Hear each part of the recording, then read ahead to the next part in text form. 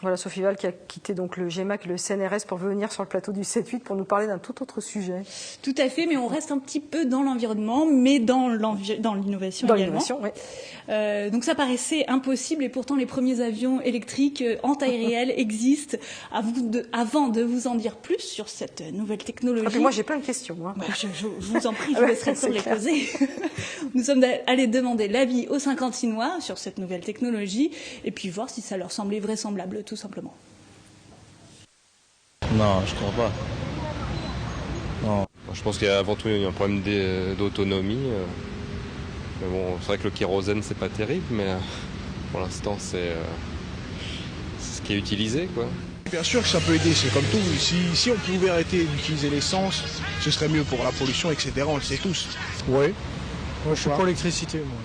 Ce sera plus lent peut-être, mais c'est bon, ce sera sécurisant. Peut-être que les adultes n'y croient pas, mais les jeunes n'y croient. J'aurais peur. J'aurais peur de prendre un avion électrique, je serais plus sécurisé avec nos avions de maintenant. Il y aura sûrement un avenir plus écologique avec ça. Avec les nouvelles énergies, ça peut avoir un avenir comparé aux avions qui utilisent du carburant et du coup ils polluent. Ça a peut-être un avenir, sûrement, parce qu'il me semble que je l'ai vu à la télé, mais c'est pas pour maintenant. Alors, est-ce que c'est pour maintenant? Est-ce que c'est un avenir? Mais oui, c'est possible. Vous allez nous en apporter la preuve, Sophie. La preuve en image sur le plateau du 7-8. Je suis allée voir l'IFAN, l'avion qui est conçu en collaboration avec EADS et Air et Compagnie, une société basée à Toussus-le-Noble. L'engin a été exposé la semaine dernière à l'aéroport. Des images de Patrick Jacques de Dixmude.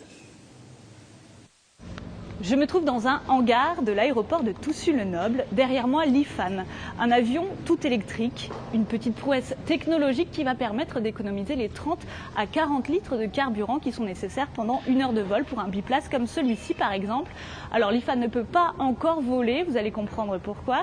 Et tout ça va nous être expliqué par Charles Leclerc. Bonjour. Bonjour.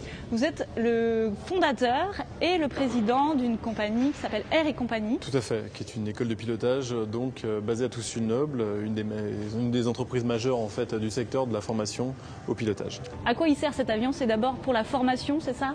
Alors tout à fait, c'est un avion biplace, donc par définition un avion école qui, dans sa version initiale, serait initialement vraiment consacré à la formation en fait des pilotes, que ce soit des pilotes privés, mais aussi à terme des pilotes professionnels. Mais il n'a encore jamais volé, alors est-ce que ça va vraiment voler? Alors oui, ça va vraiment voler. Je pense qu'on n'est pas très loin en fait que l'avion puisse voler. Qu'est-ce qui manque? Il y a des certificats à passer, des tests, c'est ça? Oui, comme tout aéronef en fait, comme vous avez vu récemment l'Airbus A350, en fait, naturellement tous les avions doivent être certifiés. Donc c'est des bureaux d'études qui passent par un schéma de certification d'une autorité qui est européenne, qu'on appelle l'EASA, et en fait l'avion subit un certain nombre de tests pour être officiellement certifié et détenir ce qu'on appelle un certificat de navigabilité. Alors vous avez participé au cahier des charges. Quelle particularité il a cet avion? Il est, j'imagine, très léger pour pouvoir être électrique, c'est ça? Alors oui et non, puisque c'est un avion qui fait en fait à peu près 500 kg, donc on n'est pas très loin en fait d'un avion de la masse classique d'un avion école, tout simplement par le poids des batteries. Maintenant, sa particularité en fait, il a vraiment 2 innovations majeures sur ce type d'aéronef. Bon, vous l'avez largement évoqué, un avion tout électrique par définition ne consomme plus de carburant, donc c'est une économie certaine pour notre exploitation. Et vous avez naturellement un deuxième fait qui est très sensible en ce moment, qui est bien sûr l'environnement, avec les nuisances sonores, puisque en fait, un moteur électrique ne fait plus de bruit. En fait, le dernier bruit qu'on peut avoir en fait sur un avion, c'est uniquement lié à la rotation en fait des pales qui se situent là, mais qui ont été carénées en fait dans une conception absolument nouvelle et qui permet de limiter encore le bruit. Et le prix, parce que certes, on fait des économies à l'usage, mais à l'acquisition, j'imagine que c'est très cher. Alors c'est là où on est intervenu, c'était là qui était surtout notre rôle par rapport à ADS, de réussir à rester les pieds sur terre sur ce type de prix. On n'a pas de prix officiel à vous donner aujourd'hui sur ce type de machine, enfin en tout cas ADS n'a pas de... Disons que l'objectif est de s'approcher en tout cas du coût d'un avion école classique qu'on pourrait trouver en fait avec une motorisation classique à essence, avec un coût qui sera forcément un peu plus important, mais vous savez, quand vous économisez 40 litres à l'heure de vol, alors que là il vous faut juste 1 heure pour recharger les batteries et obtenir presque 1 heure d'autonomie. Et alors, et cette électricité, il en faut énormément? Comment ça se passe?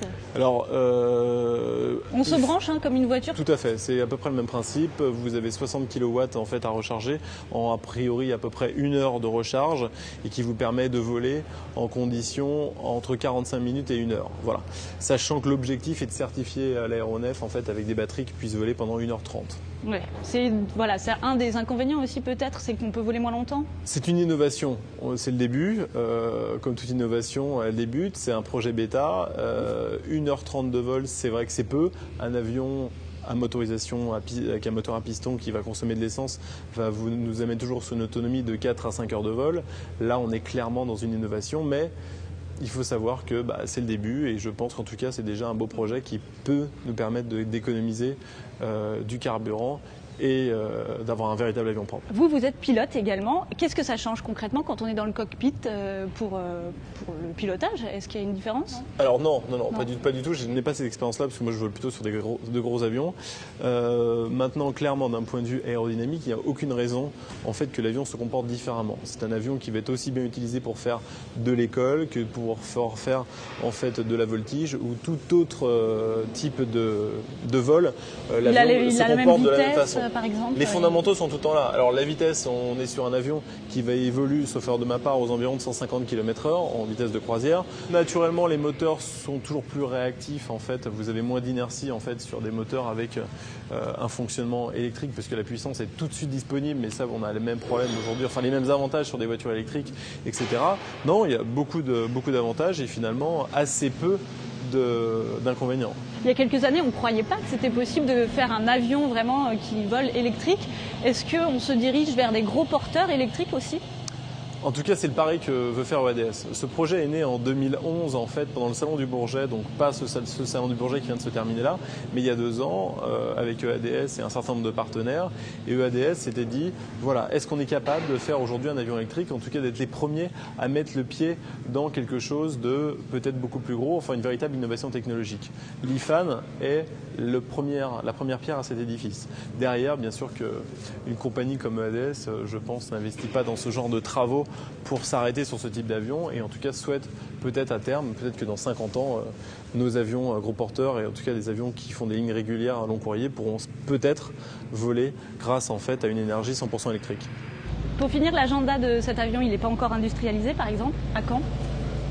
On espère, enfin EADS espère en tout cas pouvoir faire une certification d'ici 2 ans et dans l'horizon 2015 pouvoir commencer à commercialiser en fait ce type de produit qui serait vraiment le premier avion certifié pour l'usage général et pour la licence générale en électrique et ça ouvre des portes absolument extraordinaires pour diminuer le coût de l'aviation générale, pour rendre de nouveau l'aviation accessible au grand public parce qu'aujourd'hui 1 heure de vol ça coûte vite 150, 200, 250 € en coût de base et ça permettrait vraiment de réduire les coûts, d'intéresser l'aviation au plus grand nombre et de développer cet outil magnifique.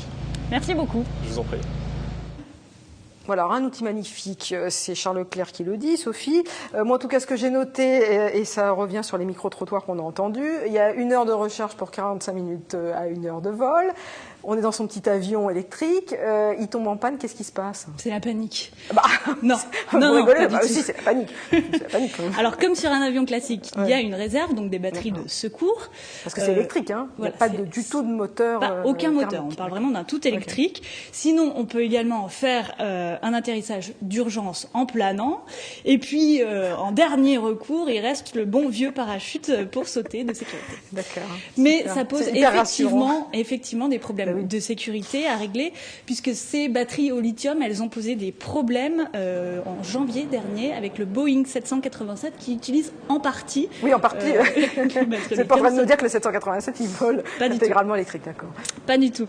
Alors, sauf que voilà, en utilisant ces batteries, les avions ont été cloués au sol pendant 3 mois, de janvier à mars, en raison d'importants problèmes de surchauffe des batteries. Et donc là, ce qui était en jeu, c'était des éventuels courts-circuits et puis la surchauffe de tout l'avion carrément.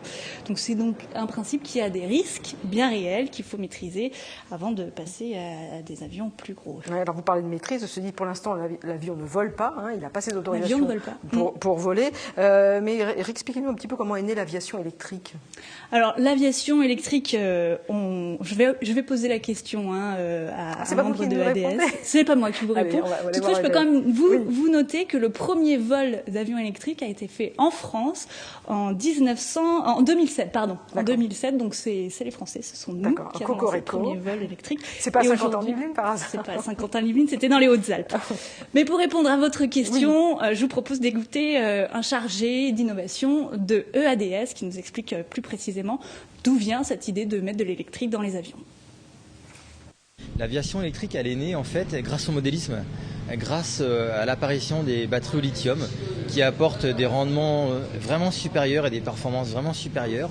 Et grâce à ces batteries, eh bien, le modélisme, donc les petits avions électriques, les petits hélicoptères électriques ont pu naître. Et grâce à cela, les petits avions comme celui-ci, comme le Cri-Cri, ont pu apparaître. Donc c'est très récent et c'est vraiment grâce aux batteries. Donc c'est les batteries, qui, comme il le dit, qui est un des enjeux vraiment forts de cette poursuite de l'innovation de l'avion, et c'est ça qui a permis de réussir à créer un avion entièrement électrique. C'est ça qu'il va falloir continuer à développer, continuer à pouvoir réduire le poids des batteries pour être toujours de plus en plus puissants, puisque les batteries, c'est bien simple, plus elles sont légères, plus elles vont pouvoir porter l'avion plus facilement. Et pas rentrer dans le cercle vicieux de je mets plus de batterie donc c'est plus lourd. Mais moi j'avais quand même une question sur les batteries parce que moi je suis restée sur des idées de batteries qui roulent dans certaines voitures électriques de marque japonaise dont on taira le nom. Malgré tout elles sont quand même assez imposantes dans le coffre d'une voiture. Alors là on se dit un avion qui pèse 500 kg, les batteries elles sont énormes. Alors c'est ce fameux rapport poids-puissance. Et ben là non, il s'agit en fait visiblement de batteries qui ont le format d'une page A4.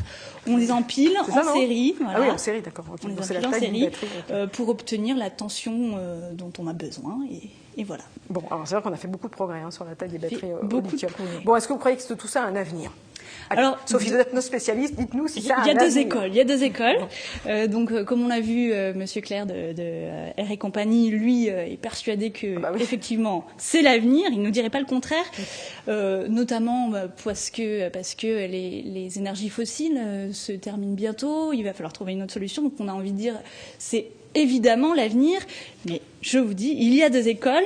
Quand on interroge par contre les membres de ADS, eux parlent peut-être plutôt d'une alternative possible dans l'avenir de l'aviation, parce qu'il va falloir encore de très grandes innovations pour avoir un avion gros porteur qui arrive au tout électrique, et ça, c'est pas envisagé avant 2050. D'accord, donc c'est une alternative un peu comme les voitures, c'est-à-dire il y a une offre de voitures électriques, mais grosso modo le marché reste quand même au thermique. Et en tout cas, je pense que ça serait un avion qui pourrait ravir les habitants de Toussus-le-Noble ou de Saint-Cyr-l'École qui se plaignent du bruit, puisque là, pour le coup, il y aurait vraiment plus de bruit. Merci pour cet éclairage. On va maintenant passer à l'info en plus. Absolument, l'info en plus. On part bientôt en vacances. C'est bientôt les vacances. Alors, en ce début de saison estivale, une étude EasyPanel nous apprend que nous serions 47% à voyager avec notre ordinateur dans nos bagages, un chiffre qui atteint même 60% chez les 18-24 ans et chez les catégories socio-professionnelles supérieures.